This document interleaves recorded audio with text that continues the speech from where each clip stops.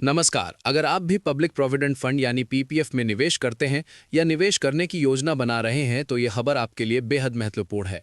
बहुत से लोग पीपीएफ में सिर्फ रकम पर ध्यान देते हैं, लेकिन विशेषज्ञों का कहना है कि इसमें पैसा किस तारीख को जमा किया गया है ये भी उतना ही अहम होता है।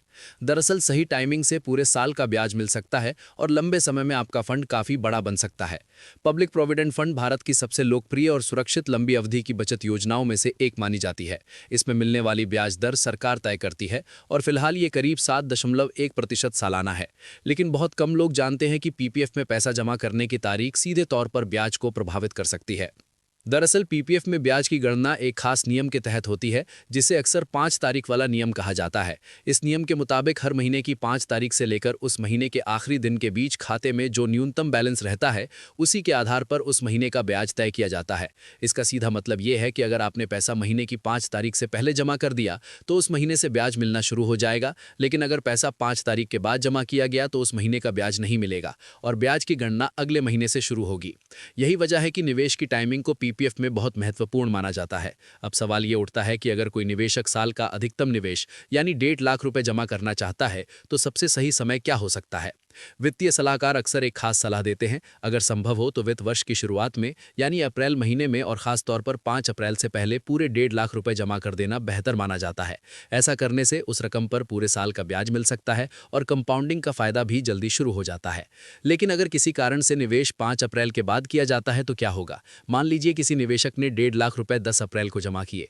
ऐसी स्थिति में उस रकम पर अप्रैल महीने का ब्याज नहीं मिलेगा और ब्याज की गणना मई से शुरू होगी। देखने में ये अंतर छोटा लग सकता है, लेकिन लंबी अवधि में इसका असर काफी बड़ा हो सकता है।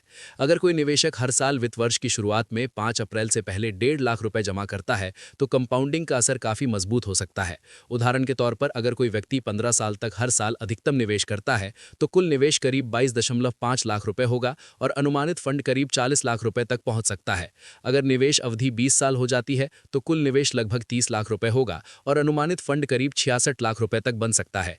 वहीं 25 साल तक नियमित निवेश करने पर कुल निवेश करीब 37.5 लाख रुपए होगा और फंड करीब 1 करोड़ रुपए के आसपास पहुंच सकता है।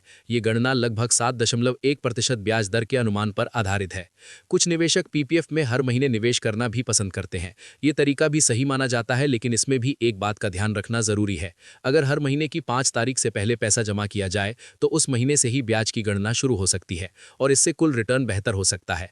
दरअसल पीपीएफ एक ऐसी योजना है जिसमें असली फायदा लंबी अवधि और कंपाउंडिंग से मिलता है। अगर कोई निवेशक नियमित रूप से निवेश करे, जल्दी शुरुआत करे और निवेश की सही टाइमिंग का ध्यान रखे तो समय के साथ एक मजबूत फंड तैयार किया जा सकता है।